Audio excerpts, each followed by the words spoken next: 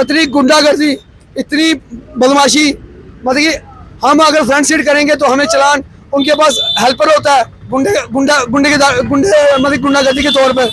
और आए दिन आप देख रहे हो जेब कट रही है, जेबें कट रही हैं, चिट्टा चल रहा है, मतलब कि सुनसान राहों पे उनको डकैती किया जा रहा है। ये सब ई रिक्शा वाले कर रहे हैं नेचुरली। आप बताएं, आपको पत्रकारिता मीडिया में वर्क करते हुए कितने। Jammu Kashmir all auto union के प्रधान संजय सेठी जी हमारे से मौजूद हैं, इनसे बात करते हैं ऑटो इंडस्ट्री का क्या कुछ हालचाल है, क्या कुछ दिक्कतें परेशानियों से इनको दो चार होना पड़ता है, क्या कुछ मुश्किलात लेकर के इनके लोग इनके पास आते हैं। संजय जी, कैसे देखते हैं आप ऑटो इंडस्ट्री का क्या हाल है, क्योंकि इलेक्ट्रॉनिक ऑटो के हम बिल्कुल सामने खड़े हैं यहाँ पे, तो कैसे देखते हैं, क्या बदलाव आ रहे हैं? देखिए डैंग साहब, पहले तो आपका शुक्रिया था कि आपने मेरी आवाज़ को जो आप मीडिया के माध्यम से पब्लिक तक पहुंचाने की प्रयास कर रहे हैं, पहले तो आपका मैं शुक्रगुजार हूँ। देखिए जी, ऐसा है कि हमारी 50 साल की पुरानी इंडस्ट्री है। हम 3 साल से लगातार अपने ऑटो मेंबरों के लिए, ड्राइवर भाइयों के लिए, खाली मैं अगर कहूँ कि ड्राइवर भाई नहीं, ऐसा नहीं, क्योंकि एक ऑटो के साथ 10 परिवार चलते हैं। क्योंकि एक ऑटो ड्राइवर है, उसके साथ denter, painter, mechanic, spare part वाला, तरपाल वाला, टायर वाला, मतलब कि एक ऑटो को ख़त्म करने के लिए सरकार ने ना सोचा ना समझा, अपनी तानाशाही के जोर पर काले ऑटो को दर-बदर कर दिया। 5 लाख की गाड़ी आज 30,000 रुपये में स्क्रैप वाला नहीं ले रहा है। बड़े दुख की बात है। शायद आपको डैंग साहब आपको पता होगा कि पहली मुलाकात जब हमारी डीपकाम साहब से हुई थी, तो टेबल टॉक पे उन्होंने कहा था कि हमने काले ऑटो को कन्वर्ट करके इलेक्ट्रिक ऑटो लाया, क्योंकि ग्रीन कॉरिडोर का सपना है, स्मार्ट सिटी का प्रोजेक्ट है। तो हमने कहा सर वेलकम स्टेप है, हमें कोई इतराज़ नहीं है, पर आप ये बताएं कि आपने काले ऑटो को कन्वर्ट कर तो दिया आपने, पर आपने काले ऑटो वालों को पूछा? ये तो सीधा सवाल ही निशान है ना डीपकाम के साथ, क्योंकि उनके पास अकेली एक स्टेट नहीं है, 27-28 स्टेटों के वो मालिक हैं, डिस्ट्रिक्ट्स हैं। तो उनका फर्ज बनता था कि एक अवेयरनेस कैंप लगाते, काले ऑटो वालों को बुलाते कि भाई ऐसा एक ग्रीन कॉरिडोर का सपना है, हम ये प्रोजेक्ट ला रहे हैं, आप बताइए आपकी क्या राय है। उन्होंने हमसे पूछा नहीं, मांगा नहीं, हमारे पर एक ऐसा बिल थोप दिया, at a time as a pressure डाल दिया कि हमारे काले ऑटो वाले दर बदर हो गए। अगर हमसे पूछते, शायद हम उनसे उनकी बात को सुनते, हाँ हम भी मानते, हाँ जी सर बिल्कुल हम एग्री हैं आपके। अब तो वो बात पुरानी हो गई ना।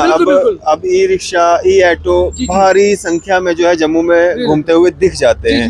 अब क्या दिक्कतें आ रही है? ई ऑटो और ई रिक्शा में क्या अंतर है? देखिए जी, ई रिक्शा में ये अंतर है, आरटीओ जितना भी ट्रांसपोर्ट डिपार्टमेंट है उनको अथॉरिटी है 4+1, और ये इलेक्ट्रिक ऑटो हो या ब्लैक ऑटो हो, इसके पास इसके जो डॉक्यूमेंट के रिलेटेड अगर मैं बात करूं, ये ई ऑटो है, ये ई ऑटो है, ये ब्लैक ऑटो को कन्वर्ट करके यही ऑटो लाया गया। ई रिक्शा और ई ऑटो में क्या फर्क है? ई रिक्शा में वो एक समझो कि एक साइकिल के टायर है, उसके ऊपर अनबैलेंस है, हैवी नहीं होता, हैवी नहीं है, अनबैलेंस है।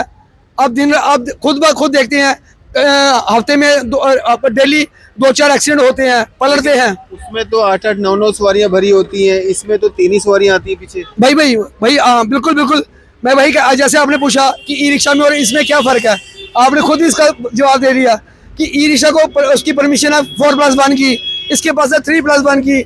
हम अगर 3 से अगर 5 बैठाएंगे तो ट्रैफिक वाले, पुलिस वाले रोक के हमें चलान करेंगे, उनको पूछने वाला कोई नहीं है। ठीक है, ओवरलोडिंग वो कर रहे हैं, लोड कैरियर का काम वो कर रहे हैं। तो अब बताओ, हमारा ऑटो का काम तो खत्म किया ही किया, लोड कैरियर का काम भी खत्म कर दिया है। इतनी गुंडागर्दी, इतनी बदमाशी, मतलब कि हम अगर फ्रंट सीट करेंगे तो हमें चलान, उनके पास हेल्पर होता है मतलब गुंडागर्दी के तौर पर। और आए दिन आप देख रहे हो जेब कट रही है, जेबें कट रही हैं, चिट्टा चल रहा है, मतलब कि सुनसान राहों पे उनको डकैती किया जा रहा है। ये सब ई रिक्शा वाले कर रहे हैं नेचुरली। आप बताएं, आपको पत्रकारिता मीडिया में वर्क करते हुए कितने साल हो गए? ये कहते हैं कि 70 सालों में और अपोजिशन पार्टियों ने दुनिया का बेड़ा कर किया, जम्मू का बेड़ा कर किया।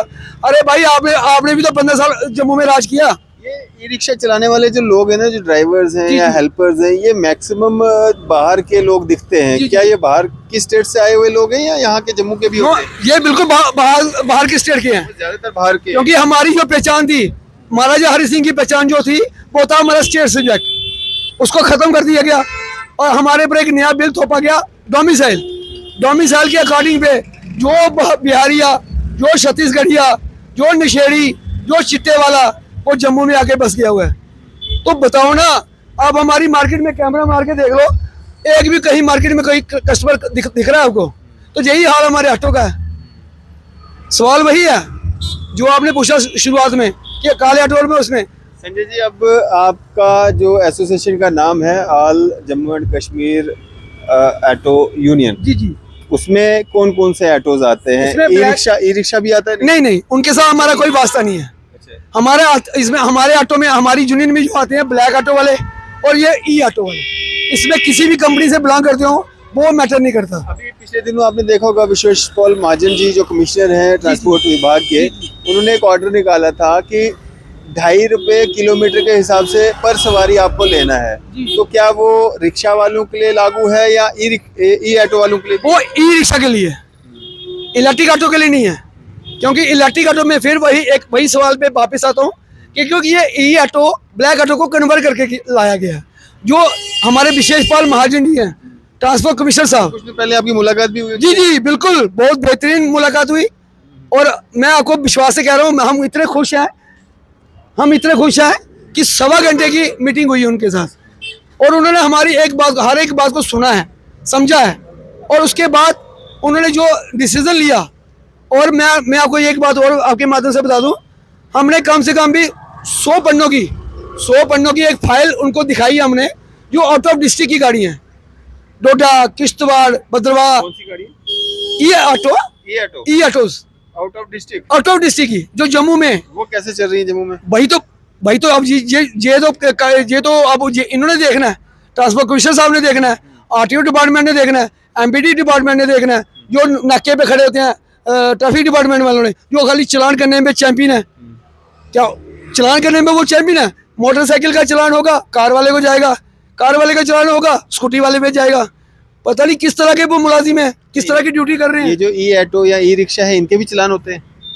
देखो जी, गलत होगा तो चलान तो होगा ही, अगर गलत होगा चलान होगा। तो क्या कुछ फॉर्मेलिटीज रखी गई? क्या लाइसेंस वगैरह इनके लिए भी होना चाहिए?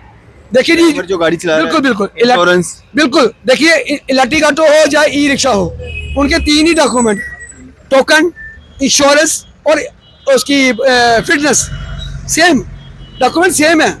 हाँ, जो चला रहा है उसको लाइसेंस होना चाहिए। हाँ, जो इसका लाइसेंस है वो LMB है, light motor vehicle is valid cast, क्योंकि ये सेंटर का ऑर्डर है, उसकी फोटोकॉपी मेरे पास पड़ी है। ई ऑटो या ई रिक्शा चलाते समय जो चला रहा व्यक्ति है, अगर वो नशे में हो या शराब पी हो या और कोई नशा उसने किया हो, तो क्या उसके खिलाफ भी कार्रवाई हो सकती है? सर उसी वक्त होनी चाहिए, पर होती नहीं है। नहीं होती है? नहीं ना होती है। मैं वही कह रहा हूँ, चलान करने में चैंपियन है, पुलिस वाले आंखें बंद कर देते हैं, ट्रैफिक वाले। डीजल पेट्रोल वाली गाड़ी जब कोई ड्राइवर चलाता है, अगर उसको पाया जाता है कि नशे में है, तो उसके खिलाफ एक भारी भरकम चालान हो जाता है। बिल्कुल सही बात। अगर कोई कार वाला, बाइक वाला ड्रिंक नशे में लिप्त दिखेगा, उसको एकदम चलान करेंगे, पर ई रिक्शा वालों को चलान नहीं होगा। मैं आपको अभी दिखाता हूँ। अभी ई ऑटो का क्या रेट है, मतलब पर किलोमीटर के हिसाब से, पर सवारी के हिसाब से? देखिए, अब जैसे कि मैं बोलूँ, ये मेरा ऑटो स्टैंड है, हम अगर परेड यहाँ से जाएंगे तो 100 रुपए लेते हैं, चाहे एक सवारी हो चाहे 3 हो। 3 सवारी, 3 सवारी, क्योंकि हमें 3 सवारी अलाउड है। अगर एक सवारी ने यहाँ से परेड जाना है तब भी 100, मतलब वही हो गया। हाँ 100 रुपया, मिनिमम 100 रुपया। हाँ, चाहे वो 3 हो चाहे 1 हो।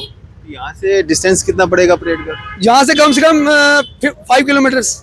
हाँ, मतलब 20 रुपए पर किलोमीटर के हिसाब से हो गया। बिल्कुल। चाहे आप 3 सवारी है चाहे आप एक सवारी। जी, बिल्कुल। ई रिक्शा वाले क्या उस रूल को फॉलो कर रहे हैं, जो रूल जो अभी निकाला गया था पिछले दिनों? नहीं, वही तो नहीं ना कर रहे हैं। अब उन्होंने, देखिए, वो एक कंट्रोवर्सी वाला मसला आया था, मैं उसमें नहीं पढ़ना चाहता। कंट्रोवर्सी में तो आप पड़ गए। नहीं नहीं, मतलब कि ई रिक्शा का हमने ये बोल के ई रिक्शा का ई रिक्शा वाले सारे चिटेरी होते हैं, नशेड़ी वो तो है, होते हैं। वो उसमें वो कंट्रोवर्सी आप कायम है। और बिल्कुल, क्योंकि देखो चिट्टा पहले 70 सालों में चिट्टा नहीं था, चोरियां नहीं थी, डकैतियां नहीं थी। जब से ई रिक्शा आए तब से बढ़ गया। मतलब जब से ये डोमिसाइल बना के जो मतलब कि बाहरी राज्य के लोगों ने कोई भी यहाँ हाँ। सिर्फ ई रिक्शा वाले। सब ई रिक्शा वाले, चाहे वो अपने लोकल भी होगा, हम किसी को नहीं छोड़ेंगे। हम अगर जो गलत है वो गलत है, जो सही है वो सही है, चाहे वो हमारा लोकल होगा चाहे बाहरी होगा। तो रेट्स को लेके क्या कंट्रोवर्सी में नहीं पड़ना चाहते आप? रेट का चक्कर देखिए, वो देखो जो हमारे ट्रांसपोर्ट कमिश्नर साहब ने उनका रेट तय किया है, तो वो अब उनका मसला है। उन्होंने ठीक है, उनकी मीटिंग हुई। ले रहे नहीं ले रहे? नहीं, हमने तो अभी देखा नहीं है, अभी तो नहीं ले रहे, क्योंकि मनमाने रेट्स हाँ बिल्कुल मनमाने रेट लिया जा रहा है। जी हाँ, तो मैं आपको बता रहा हूँ, क्या दिखा रहे हैं आप? मैं आपको वही दिखा रहा हूँ कि ये अपना ओवरलोडिंग पर ओवरलोडिंग। जी, जी, जी। ओवरलोडिंग भी आप दिखाते रहते हैं, मैं आपके सोशल मीडिया पे भी देखते रहता हूँ, वीडियोस वगैरह डालते रहते हैं। बिल्कुल। ई रिक्शा की ओवरलोडिंग की बात कर रहे हैं? जी जी जी नहीं, ई रिक्शा की भी कर रहा हूँ, इलेक्ट्रिक बसेस की कर रहा हूँ। पर मुझे ये समझ नहीं आता कि मीडिया वाले वो क्यों नहीं कवर करते। तो करनी चाहिए ना, अगर आप हर एक न्यूज को कवर करते हो तो इलेक्ट्रिक बसेस को जब आप सुबह आ जाइए। नहीं, मीडिया वाले तो जो करते हैं सो करते हैं, तो ट्रैफिक वाले, पुलिस वाले, जो अपना ट्रांसपोर्ट विभाग वाले, वो अपना काम कर रहे हैं। और वही तो ना कर रहे सर, उनका काम तो मैं खुद कर रहा हूँ, उनका काम मैं खुद कर रहा हूँ। क्योंकि ये फर्ज उनका बनता है ना, उनका अगर बनता है। ओवरलोडिंग हो रही है, चलानी उन्होंने बिल्कुल, करनी है, मीडिया वालों ने नहीं करनी। बिल्कुल नहीं, वो तो देखो आपने न्यूज कवर करनी है, बाकी चलानी करनी तो ट्रैफिक वालों ने या पुलिस वालों ने, वो वही नहीं ना करते हैं। मैं अपने स्टैंड पे, मैं अपने पॉइंट पे खड़े होके रोज वीडियो बनाता हूँ, और जहाँ से ट्रैफिक को भी मैं क्लियर करता हूँ। तो होता है, उसके बाद जब आप उनको वीडियो भेजते हो किसी को या अपने सोशल मीडिया पे चढ़ाते जी। हो, उनकी चलानिंग या गाड़ी सीज या कुछ कार्रवाई होती है? देखिए अभी तो फिलहाल हुई नहीं है। हमने वही, मैंने आपको बोला कि हमने 100 पन्नों का एक फाइल तैयार करके ट्रांसपोर्ट कमिश्नर साहब को बताई थी। उन्होंने हमें फरवरी एंड और मार्च के एंड तक हमें उन्होंने पूरा श्योर किया कि हम इस पे हम जल्दी से जल्दी एक्शन लेंगे। काले ऑटो वाले भी आपके साथ हैं? बिल्कुल बिल्कुल, पहली फर्स्ट प्रायोरिटी हमारी ब्लैक ऑटो ही है। अभी पिछले दिनों मैं देख रहा था, आपने कुछ वीडियोस अपलोड की थी कि एक ड्राइवर को जो है मारा पीटा गया है, कुछ जी, क्या जी। मामला था वो?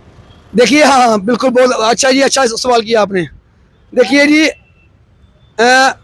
गांधीनगर में रेड लाइट हुई थी, हमारा गाड़ी रुकी हुई थी। जैसे रेड लाइट ऑन हुई तो हमारे ड्राइवर ने भी गाड़ी निकाली, और उसके साथ एक रिक्शा वाली भी थी, वो लेडीज थी। तो जैसे आप, ये तो सभी को पता है कि जब रेड लाइट ऑन होती है तो सब गाड़ी को भगाने की जल्दी में होते हैं, क्योंकि ताकि पीछे से कोई ठोक ना दे गाड़ी। तो उसी चक्कर में थोड़ी मिसअंडरस्टैंडिंग हो गई, तो उस ई रिक्शा वाले के साथ? हाँ, ई रिक्शा के साथ। हाँ। अब वो कौन थी, लड़की थी या औरत थी या जेंट्स था, इस बारे में हमें कोई नॉलेज नहीं थी। रात का समय था? हाँ रात का समय, हाँ रात का समय था। पहली बात तो ये है कि अगर औरत है, और जहाँ हमें पता लगा, जो जिसपे हमें अभी कितने बजे का टाइम था? यही कोई 9 साढ़े 9 बजे। तो बताओ, अब ये बताओ, पहली बात तो पहला मीडिया वालों को पूछना चाहिए। वहाँ पे क्या हुआ फिर? उसके बाद लगा आपस में टक्कर लगी? पता नहीं, मिसअंडरस्टैंडिंग हुई, तो उस औरत ने हमारे ड्राइवर को गाली गलौज की, मतलब कि बड़ी way of talking language use की उसने। तो नेचुरली आपको पता है, जब ऐसी बात हो तो मिस हैपनिंग होती है, तो तुम्हें होती है, जो भी है। उसने, मेरे ड्राइवर ने फिर भी बोला कि बहन मेरी थोड़ी आहिस्ता चला, क्योंकि खुद भी अपनी प्रॉब्लम में आएगी, हमें भी प्रॉब्लम में लाएगी। बस इतनी सी बात हुई तो उसने उसको मारना शुरू कर दिया, लेडीज ने। अच्छा। जी, तो ऑटो का शीशा कैसे टूटा था? वो ऑटो का शीशा उन्हीं के परिवार ने तोड़ा था। परिवार ने? नेचुरली अगर उसके स्टैंड पे लगी तो फिर उसकी तो किसी के साथ दुश्मनी थी नहीं। गांधीनगर में ही सारा कुछ हुआ, जब ऑटो लग गया एक दूसरे के साथ, उसी वक्त परिवार वाले भी आ गए? उसके बाद तोड़ा गया उसका। लेडी ने कब मारा उसको? लेडी ने तब मारा जब उसको थाने पे बुलाया गया। थाने पे जब बात थाने तक पहुंच गई? हाँ, थाने तक पहुंच गई। थाने कौन गया, आपका ड्राइवर गया कि वो लेडी गई? हमारा पहले हमारा ड्राइवर गया। उसने बताया कि सब ऐसी बात हुई, तो जो उनके वहाँ के इंचार्ज थे, गांधीनगर थाने के जो इंचार्ज थे, उन्होंने बोला कि तू आप जाओ, जब वो लेडीज आएगी तो हम उसके बाद हम तेरे को बुलाएंगे। उन्होंने उसका नाम लिया, उसका फोन नंबर लिया, तो उन्होंने नोट किया। अब उस लेडीज की देखो इतनी मतलब अपने आप को मतलब चालाक बनी कि उसने मीडिया में अपनी वीडियो को वायरल कर दिया। अच्छा, उसने मीडिया में दे दिया कि मेरे साथ ऐसा ऐसा हुआ। दूसरे दिन या उसी रात को? नहीं, दूसरे दिन। ठीक है, अब उसने अपने आपके ड्राइवर को कब मारा उसके परिवार वालों ने? उसी दिन जब उसने वीडियो वायरल की, वीडियो वायरल, रात को या सुबह? नहीं रात को, जब वीडियो वायरल करने के बाद जब उसको थाने में बुलाया गया। मैं बोल रहा हूँ जिस दिन टक्कर लगी आपका ड्राइवर गया थाने, हाँ बिल्कुल, 9 से 10 बज गए होंगे, हाँ, उसके बाद तो वो घर ही गया होगा। घर ही गया। दूसरे दिन की बात, दूसरे दिन पिटाई हुई आपको? हाँ, दूसरे दिन ड्राइवर की पिटाई हुई। कहाँ पे? भाई गांधीनगर थाने के बाहर। वो उसका मतलब थाने के बाहर ही? थाने के बाहर उसको लहू लुहान किया है। आपके वहाँ पे पुलिस नहीं थी? पुलिस अंदर थी, उन्होंने बचाया नहीं उसको? नहीं, जब तक वो उसको मतलब कि पीटने लगे तब सभी आगे भाग गए। अब उसके बाद क्या हुआ क्या नहीं हुआ वो ये तो भली भांति भाई पुलिस वाले ही बता सकते हैं। फायर वगैरह लगी? कितने लोगों ने मारा उसको? 7-8 लोग थे जी हाँ। फिर वहाँ पे उसको अरेस्ट करवाया, औरतों को, लेडीज को अरेस्ट करवाया, लड़कों को अरेस्ट करवाया। तो उसके बाद जाके उसके बाद जो भी पुलिस की कार्रवाई होती है वो उन्होंने की है लगातार। तो अब हम कल गए थे, अभी भी मैं जा रहा हूँ, तो कंप्रोमाइज़ हो गया है। देखो बात को बढ़ाने से कुछ नहीं होता, क्योंकि वो भी ड्राइवरी कंप्रोमाइज कर रहे जी हाँ। अब हम जा रहे हैं, कंप्रोमाइज़ के लिए जा रहे हैं। चलो ठीक है, आपने सवाल किया तो मेरा फर्ज बनता है कि मैं उसका क्लैरिफिकेशन दे दूँ, ताकि कल कोई इशू क्रिएट ना हो, ठीक है ना। अब हम जा रहे हैं तो वहाँ पे कंप्रोमाइज़ कर रहे हैं। पूरी एडमिनिस्ट्रेशन आपको देख रही है, क्या डिमांड्स रहेंगी आपके प्रधान होने के नाते? आपके जितने भी ऑटो ड्राइवर्स हैं, हेल्पर्स हैं, जो भी इस कारोबार से जुड़े हुए हैं, क्या एक मैसेज रहेगा आपका एडमिनिस्ट्रेशन के लिए? देखिए जी, मैं तो एडमिनिस्ट्रेशन की शुरुआत से यही कहते आ रहा हूँ कि कम से कम कोई भी अगर आप मतलब कि ट्रांसपोर्ट की कोई मीटिंग करते हैं तो एक बार हमें भी इनवाइट करें, हम भी इसी ट्रांसपोर्ट के हिस्से हैं। मैं यूनियन का प्रधान हूँ, मेरी यूनियन का जो है अपना 02526 मेरी यूनियन का नंबर है, और ये मेरा कार्ड है। शायद 35 सालों में आपने किसी भी यूनियन के कार्ड नहीं देखे होंगे। ये हमारी वो यूनियन है कि हम रूल एंड रेगुलेशन को फॉलो करते हुए, उसको प्रोसेस का पूरा कंप्लीट करते हुए अपना वर्क कर रहे हैं। और अभी तक तो फिलहाल एडमिशन के आगे हमारी जो हमने अपनी इज्जत बनाई है, मैं चाहता हूँ कि वो इज्जत कायम रहे। और मैं बस यही कहना चाहता हूँ कि एडमिशन के आगे कि अगर आगे ट्रांसपोर्ट की कभी भी मीटिंग हो तो प्लीज़ एक बार हमें न्योता जरूर दे दें। धन्यवाद। शुक्रिया हमारे से बातचीत करने के लिए। संजय सेठी जी हमारे से बात कर रहे थे, प्रधान हैं all Jammu and Kashmir auto union के। आपकी इस सब पे क्या राय है? आप अपनी राय जो है जरूर साझा कीजिएगा। इसी तरह की मजीद अपडेट्स के लिए आप देखते रहें न्यूज़ शहर इंडिया।